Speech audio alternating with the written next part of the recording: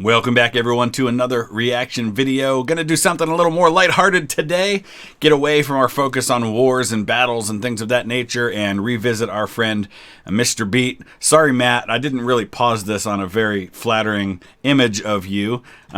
Maybe I'll advance that for a second there. That's a little better. Matt and I have talked a few times. He's a really nice guy, and we do have a collab in the works that'll be coming to you here in a couple of months. So be watching for more information about that. So please make sure you go over and check out his channel. He's got a lot of fantastic content. He really knows his stuff. He knows what he's talking about. And make sure you give him a like. Check out some of his other videos as well, with the links in the description to this particular video over on his channel. But today he's talking about why Michigan and Ohio went to war. And as an Ohioan, I obviously have a strong vested interest in this particular topic. And the joke has always been, at least here in Ohio, that Ohio and Michigan went to war over Toledo, and Ohio lost because we got Toledo. So let's see what he has to say about it.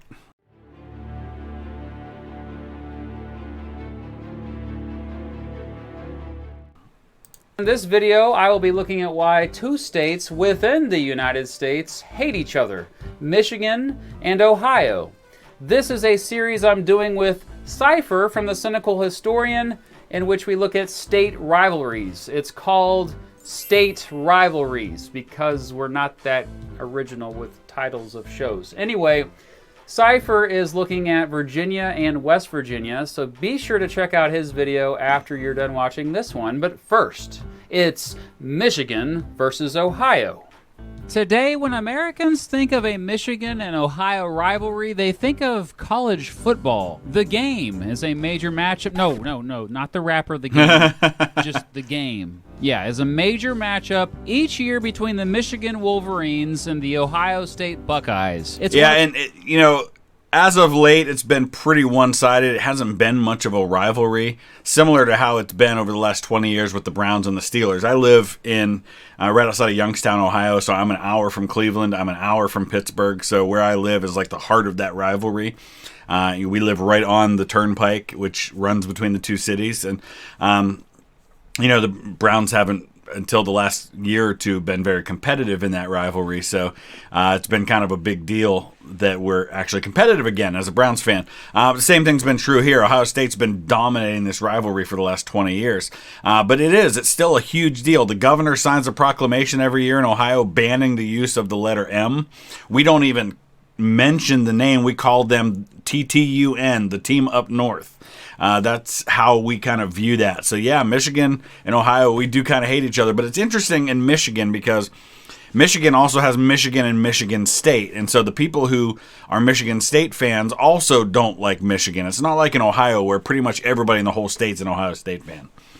One of the most well-known sports rivalries around, mostly due to the fact that geographically the schools are close and the two football teams are usually both very good and competing for their conference championship. The two teams have played every year since 1918, and the rivalry actually goes all the way back to 1897. I believe Michigan still has a slight edge because early on in those first 30 years, Michigan dominated that rivalry.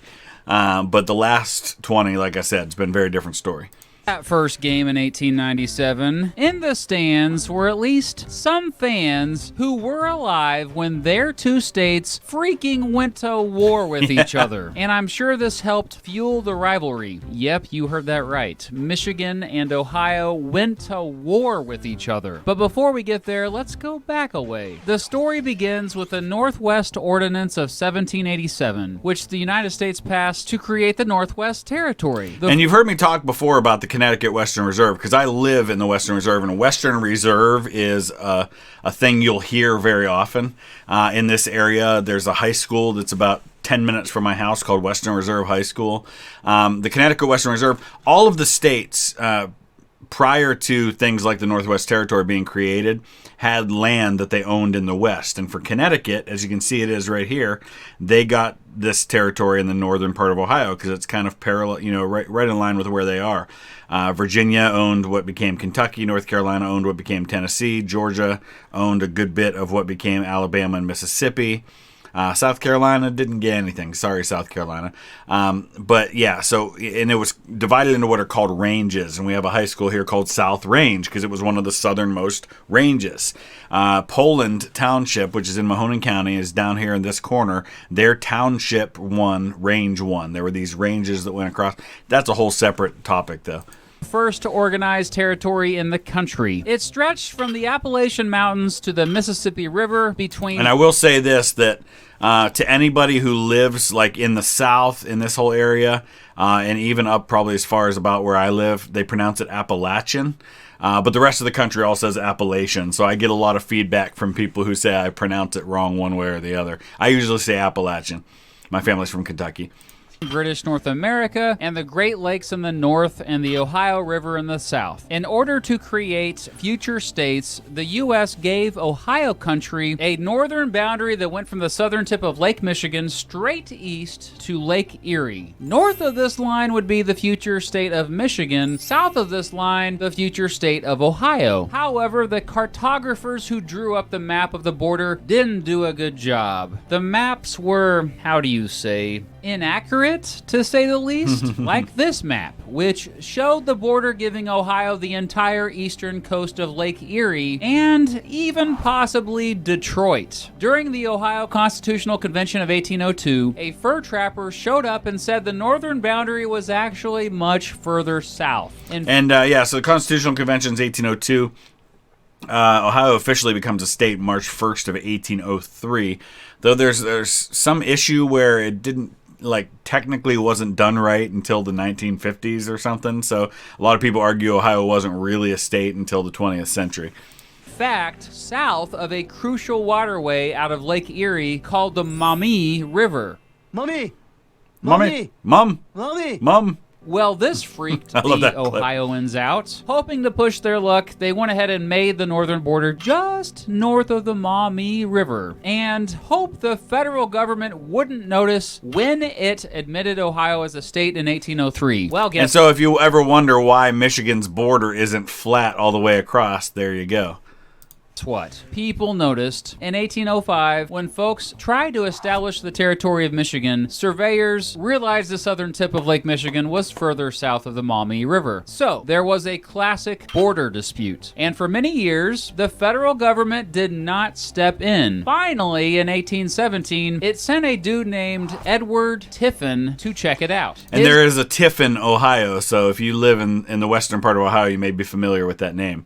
His team concluded that the border that went just north of the Maumee, as recognized by the Ohio Constitution, was indeed the accurate one. The problem, though, was that Tiffin might have been a little biased. You see, he used to be the governor of Ohio. So, of course, Michiganders were going to protest. Well, that's some Territorial bullcrap. Governor Lewis Cass went to President James Monroe to ask for another survey at the border. The second team, led by John Fulton, came out to more accurately put the border directly east of the southern tip of Lake Michigan, which was well south of the mouth of the Maumee River. After both surveys, a strip of land about 8 miles wide in the east and 5 miles Toledo wide in the west was in limbo, with claims from both Ohio and Michigan territory. Folks later called it the Toledo Strip, after the prominent town of Toledo was established where the Maumee River meets Lake Erie in 1833. And if you want to know why it is that we joke in Ohio, and I don't know if Michigan has a similar joke or not, but we joke in Ohio that Ohio lost because we got Toledo.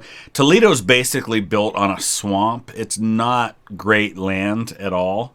It's kind of weird that one of our largest cities in Ohio is built in such a place, but it is. So yeah, you've heard of Toledo, Michigan, right? Right?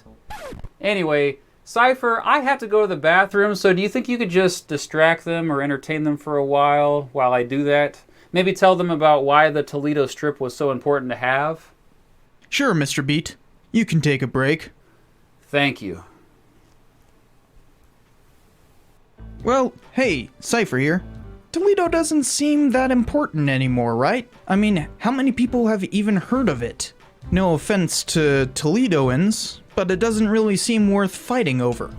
And Toledo is a pretty large city. I mean, in terms of city population, it's pretty similar to the size of Pittsburgh, Pennsylvania. Now, if you take in metro population, different story. Pittsburgh's actual population isn't that high. But yeah, they're pretty similar. So I believe, let's see, we've got, Columbus, Cincinnati, Cleveland, maybe Akron, but I think Toledo's got to be in the top 5 most populous cities in Ohio. Well, for one, having more territory is always nice, I guess. I mean, talk to California and Texas about that. But the area wasn't called the Toledo Strip for nothing. Toledo was a small town in 1835, right on the north side of the mouth of the Maumee River, which feeds into Lake Erie. At the time, watercraft were the fastest way to get around, and everyone was planning on building a canal that would connect that river to the Ohio River. And So Toledo is the 4th largest city in Ohio. It was actually not that far off from Cincinnati.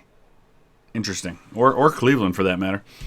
Thereby make a water passage all the way from New Orleans to New York. Yep. They'd go up the Mississippi, through the Ohio, across the canal, up on the Maumee River, into Lake Erie, and then down the Erie Canal all the way to the Hudson.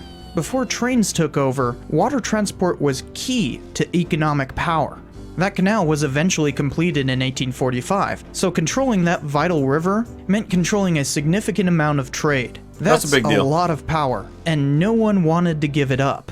They had ample reason to fight over the territory. So you can see how now in 2021, that's not a factor anymore, because there's so many other ways that things can be shipped, and it doesn't really require us to take those canals and things like that. But at the time, a big deal. Now we don't really care about Toledo so much. But Mr. Beat can tell you about that. So that's it. Mr. Beat, are you there? Yeah. Sorry about that. There was a line. I'm so sorry. Anyway, the Toledo Strip was fairly peaceful until about December 11th, 1833. That's when all of a sudden Michigan decides it wants to become a state. Ohio congressmen were like, nope, we're not letting you become a state, Michigan, unless you agree to the boundary we want. Ohio Governor Robert Lucas didn't even want to negotiate with Michigan on the border at all. In fact, he made the Toledo Strip a new Ohio county, and Ohioans even named it after him. In response, Stevens T. Mason, the 22-year-old Michigan territorial governor, was like, Wait, their governor was 22 years old? That's awesome. Good for him. excuse me? And sent a militia to the Toledo Strip, ordering them to arrest anyone in the area acting on behalf of the state of Ohio. This was the beginning of what became known as the Toledo War. Governor Lucas responded by sending Ohio's militia to the Toledo Strip. Meanwhile, Governor Mason and his militia had taken over the town of Toledo. Governor Lucas did not advance on the town, however, so there was a stalemate. The only, quote, battle of the Toledo War was the so-called Battle of Phillips Corners, which was a small skirmish on April 26, 1835, in which Michiganders fired at Ohioans. No one was injured. In fact, the only reported injury for the, quote, war was one dude getting stabbed in the leg. So I will say this, had it gone to a full-fledged war, I feel like it probably would have been pretty one-sided, and I don't just say that as an Ohioan. Ohio had been a state for 30 years at this point. Michigan's still a territory trying to become a state. There just really was no comparison in terms of population, infrastructure, things like that.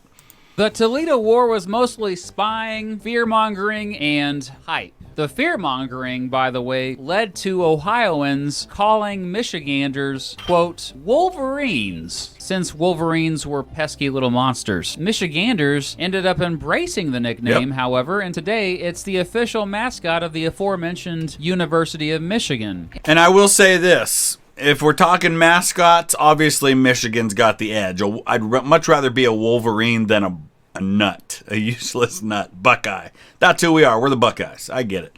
Anyway, the Toledo War did catch the attention of President Andrew Jackson. He quickly sent representatives out there to try to solve the crisis. These representatives tried to get Ohio and Michigan to both govern the Toledo Strip until the United States Congress could figure out a compromise. The Ohio legislature was cool with this, but Governor Mason refused the proposal. So Ohio moved its militia even closer to the Michigan militia. Ultimately, President Jackson removed Mason as the Michigan territorial governor for not cooperating with his representatives and replaced him with a dude named John Horner. And Jackson was not a stranger to dealing with people who didn't cooperate with him. This is the same Andrew Jackson who, when a Supreme Court ruling went against him, he just ignored it. He just basically said, they made their ruling, now let's see them enforce it. And he just acted as though they had never made the ruling anyway. He was just that kind of guy. Don't worry, Mason would be back later as the youngest governor in American history at 23 years old. Anyway, Horner played along, and on June 15th, 1836, President Jackson ratified a compromise between him and Governor Lucas. Ohio would get Toledo, and Michigan would get most of the Upper Peninsula and get to finally become a state. The Toledo War, which again wasn't much of a war, was over. Okay, yeah, so Toledo, Ohio. That sounds much more familiar. What about the rivalry between the two states ever since? It's pretty much just been sports. Today, if you ask the average Michigander or Ohioan about the state rivalry, the first thing that comes to mind is the hatred of either the Michigan Wolverines or the Ohio Buckeyes. Yep. There's Ohio State Buckeyes. Ohio University are the Bobcats. They're in Athens, Ohio, completely different school. Professional sport rivalries to a lesser extent, depending on how good each team is. So, yeah, sports, that's true. The over a century-long rivalries of sports teams. Yeah, I've never felt like we've really had any hatred toward the Detroit Lions or the Detroit Tigers. Or the Red Wings. It's a healthy rivalry as it is with any team, but there's nothing special about that rivalry, I don't think. Most will not bring up the time the two states almost went to war with each other. But ask the locals who won the Toledo War and you might get different answers. Sure, Ohio got Toledo and the waterway, but that waterway became much less important after the invention of the railroad. And Michigan got some mad natural resources in the Upper Peninsula. So who do you think got the better deal? Ohio or Michigan? Michigan. Let me know in the comments below. And as always, if you are actually from one of these two states, I would love to hear from you. Don't forget to check out Cypher's video about West Virginia versus Virginia. So, and there is another time that a couple of states almost went to war, and it happened during the Hatfield-McCoy feud. In West Virginia and Kentucky, where both governors were about to call out the militia and go to war against each other over that feud, because the McCoys were in Kentucky, the Hatfields were in West Virginia, and there was territorial disputes and crossing boundaries to basically arrest, kidnap people. So there was a lot of that happened in the post-Civil War time as well. But good stuff as always. Like I said, Matt knows his stuff. He does it in an entertaining way, I think. So definitely check out more of his stuff. He's got a lot of these comparison videos. We'll probably get into some more of those at some point. But thanks for watching. We'll see you again soon.